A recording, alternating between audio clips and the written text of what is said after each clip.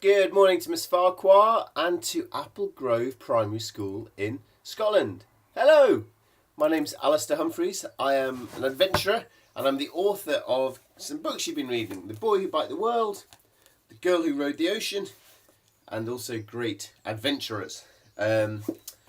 You've sent me some fantastic questions, but before I start, do you like my new artwork? This is my art gallery here, my shed art gallery of very beautiful artwork that I found in a skip. So whenever I find a painting that someone has thrown out and that they don't want, I rescued it. For a long time, it's just this big one down here. And then yesterday, I was out in town and I found this masterpiece. I think it's going to be worth millions. I'm going to be a millionaire. It's going to be amazing. Right, you sent me some brilliant questions. Let's get on with them. Emily says, did you see any of your friends when you cycle around the world? That's a nice question. I did actually. I saw a friend of mine called Rob. Rob, he was a friend of mine from school and from university, and he came to cycle with me a few times actually. He was a teacher, but he came in his school holidays to cycle with me in Ethiopia and in Peru and then in Siberia. And actually just yesterday I saw him in London, and we were walking through London, and by the canal a lady had dropped her earring into the canal and she was a bit upset. She said, "Oh, I've dropped my earring into the canal." And I thought, I know, this is the time for a heroic rescue. So I did what all good friends do, and I said, "Rob, you should heroically rescue this lady's earring." So he had to jump in the canal in all his clothes and rescue the lady's earring. Lily says, why did you shave your head before you left? That is a brilliant question, Lily. I don't think anyone's ever asked me that. Yes, so before I set off to cycle around the world, I shaved my head.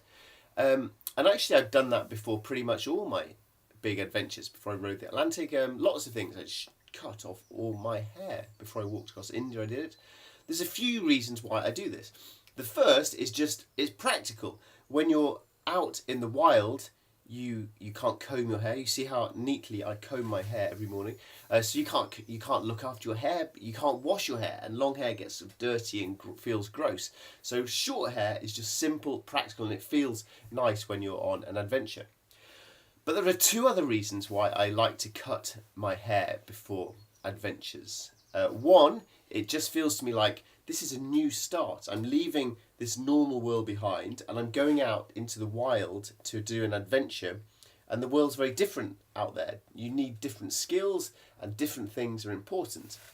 And the other thing I really like about chopping off all my hair and going a bit bald and looking like an egg is that when you're out on an adventure, it doesn't matter what you look like. You're just how you feel inside is what matters that day. You don't even have a mirror, so you don't know what you look like. You don't care what you look like. You don't care about your clothes as long as they keep you warm and dry. You don't care about things like that. But back in the real world, we worry quite often about whether our hair looks good, what people will think about us, are our clothes stylish? And there's a lot of stresses and pressures in normal life, which, to be honest, I think are quite stupid and I don't really like. And so I love when you just go off into an adventure to chop off my hair and wear the clothes that will do the job out there, and then I can just be happy with everything else in life, not worrying about silly things. What a great question.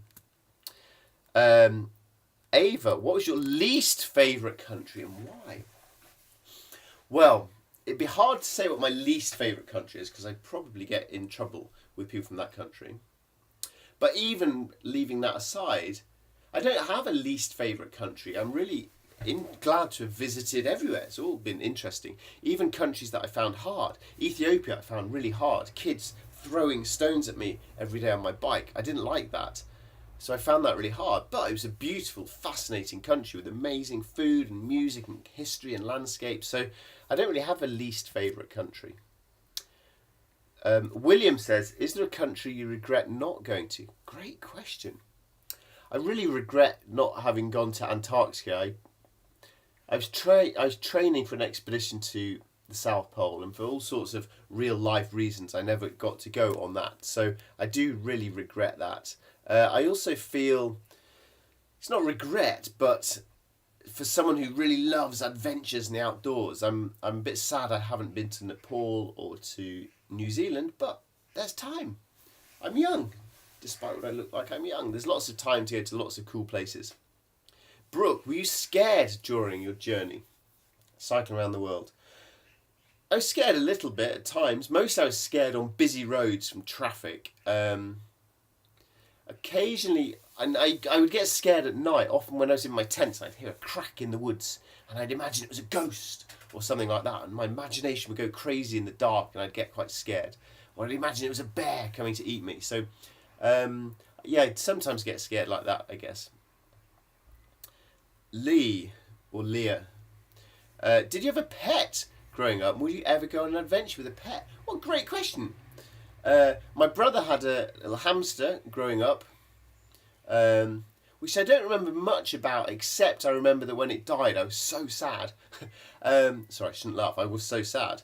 And then we had a dog growing up, a golden retriever. She was called Goldie, and I loved her very, very much. Would I go on an adventure with a pet? I was talking to a guy this week. Let me find his name, because I think you should look him up. Right, hang on. This is me. Now, here's a challenge. Can I talk to you whilst also looking for an email? Let's see. So, I wouldn't go on a adventure with a pet because it's quite a lot of effort. But a guy called Thomas Turkic, Turcich, Google him, Thomas Turkic. He has just walked around the world with his dog, which is pretty amazing. So you should definitely look him up, and his photos are beautiful online. Also, I've written this book. It's called Great Adventure. It's about people going on big adventures. I've just written a second version of this called Against the Odds. It's coming out in July. Hopefully your school will buy it for the library. And in there is an adventure of a woman who went on horseback the whole way up the Americas. And reading about her trip, it made me realise how difficult it is to go on adventures with animals. Because when you're tired at night, the first thing you have to do is look after your animal. But also, what a fun thing to do as well. But I don't think I would do it. Lily, how do you talk to other people in their language? Everywhere I go, I try to learn enough to be polite, to say hello, goodbye, please, thank you, left, right, banana, bicycle, the important words of life I try and learn in every language to be polite. Beyond that, I have to use sign language. Like, oh, I'm really hungry, or I'm thirsty. Can I get some water? I'm really tired. Where can I sleep around here? Can I sleep somewhere? I want to eat a chicken. And then also, we're lucky we speak English, and around the world you can often find people who speak some English. But if you can learn another language, that's such a cool thing to do. I wish I was really good at other languages. I got pretty good at Spanish, but I wish I could speak lots of good languages. Lewis, what's the hottest country you've ever been through? Well, at the moment it feels like London is the hottest country ever. It's so hot. The hottest place though was, well, when I cycled around the world, I went through Sudan and Turkmenistan, which were 45 degrees. But then I've also run a race called the Marathon des Sables. It's a running race through the Sahara Desert, and there it was 52 degrees. That was blooming hot. How did you cope? Drink lots of water, wear a hat, wear long sleeves, get up really early, like first light, and cycle for several hours, and then hide and shade for several hours in the hot part of the day, and then ride through the afternoon and evening. Danny says, were you ever robbed? I got robbed once cycling around the world in Russia. Someone pinched my wallet, which was annoying. What country were you most scared to go to? I was very scared about going to Syria in the Middle East. And this was before the war had begun in Syria. It was just a normal country at the time. But the Middle East, in all my life of reading the news and watching TV and reading newspapers, there's been problems in the Middle East, and newspapers saying it's dangerous in the Middle East, it's dangerous in the Middle East. So when I got there, I was really nervous, but it turned out to be so fun. It was beautiful, and the people were so nice and kind and would give me food and look after me. So I was nervous before I got there, and then not nervous once I was there. And that's a really good reason to go travelling around the world, because you might think, I don't like that country, I don't like those people, I don't like that religion, I don't like the way people live there. But you don't know. until you go there. And when I travel to different parts of the world, I just used to find it everywhere so interesting, really enjoyable and welcoming. So this is why people need to travel around the world more. There would be a lot less hate if we understood other countries better. Amelia, I get homesick every time I'm on a sleepover. So how hard was it to sleep at night? Oh, Amelia, that's a very sweet question. And I don't think you'd be alone being homesick. Loads of people get homesick when they go away on trips. And I got really homesick when I was away on my adventures. I would quite often lie in my tent at night thinking, oh, I really miss my friends. I miss my family. I wish I was at home. So it's completely normal. And I think what I tried to remind myself was that it's lovely to be at home with the people that you care about. And yeah, I'm sad that I'm not with them. And I'll be really happy to get back to them. But also, let's remember what I'm doing right now. I'm on this sleepover around the world. And this is pretty cool. So let's enjoy this thing now. And then be happy when I get back to my family again. I don't want to ruin this thing by just being sad. I want to try and enjoy this. And then also be extra happy when I get back home again.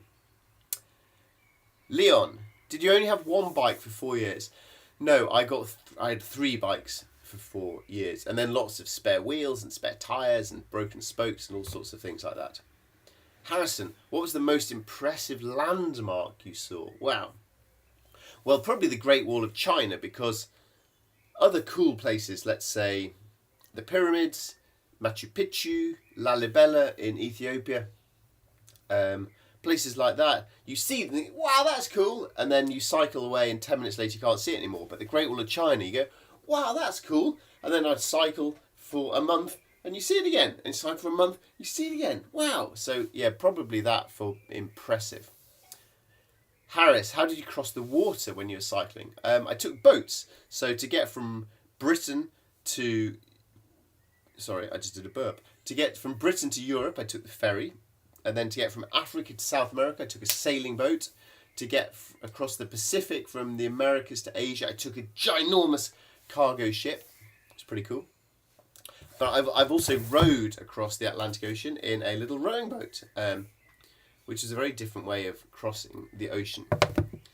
Tommy, are you a football fan? And did you watch matches when you were away? So, when I went to university in Scotland, I went to Edinburgh University. So when I was at university in Edinburgh, I was a Hearts fan. But really, really deep down, I'm a Leeds United fan and I'm an England football fan. And the one thing that's fun about liking football is that you can talk to people all around the world about football. Everyone loves it. And even better, if a game's going on, you can stop your bike and maybe join in a game. And even if you can't speak a word of the language, everyone understands it. And that's one of the wonderful things about sport. It doesn't matter if you're young or old, rich or poor, speaking Chinese or Japanese or Portuguese, you can get in and enjoy the game. And the English football, in particular the Premier League, everyone around the world loves it. So in loads of countries in the world, you'd see it on playing in cafes and things. So I watched quite a lot of matches when I was away. I also went to a match in, crikey, this is going to test my memory, in Kazakhstan. I went to watch Kazakhstan play an international match against someone. And I went to a match. This is great. You're asking, I've forgotten all these things. In Japan, I went to a football match, and there, Liverpool, before their football matches, they sing a song. You'll never walk alone, and you'll never walk alone. That's their song. The Japanese crowd was singing exactly the same song in English. Very weird. Also, another match I went to. This is a great question. When I was in Rio de Janeiro in Brazil, I went to the Maracanã Stadium, which is the biggest stadium in the world, to watch their local teams, Flamengo versus Fluminense. It's one of the biggest matches in the world. It's like Rangers v Celtic, 3 times bigger. Brilliant. Right, from that question about football, I'm not sure if it's Olivia or Olivia, simply says, why did you do it? Why did I cycle around the world? For fun, for adventure, for new experiences, to meet new people, to learn more than I ever learned in school, to learn about different countries and cultures. And by learning about different countries, it helped me learn a lot about my own country. I did it to learn about myself, to realise that I was able to do more difficult things than I imagined. It really helped my self-confidence. And I did it so that I could write a book, so that I could try, hopefully, maybe one day, to earn my living from writing books. Which basically means then I can sit in my shed all day, drinking coffee, chatting to you, finding artwork in skips, and just loving my job. And in 3 minutes' time, I'm going to have to finish now because the England cricket against Australia is just about to begin. So I'll turn that on in my radio and I'll be writing my book, listening to the cricket, drinking coffee. I like being an author. And Zach says, would you do it again? Why or why not? I would not cycle around the world again because it was very hard. It was very lonely. 4 years is a big chunk of my time, and whilst it was amazing to see the world once, I think seeing it a second time would be less special. And there are so many other different things that I would like to do. Also, these days, I'm much more interested. I'm not so much interested in these crazy adventures as I used to be. I'm much more interested now in nature. So I'd like to plant a forest and clean up a river, and things like that excite me a lot more than that, just riding my bike thousands of miles. I'm getting old. Thank you so much for some really, really good questions. And also it's really nice to get questions that are new as well. So thank you very much indeed. And good luck with your own adventures. Bye.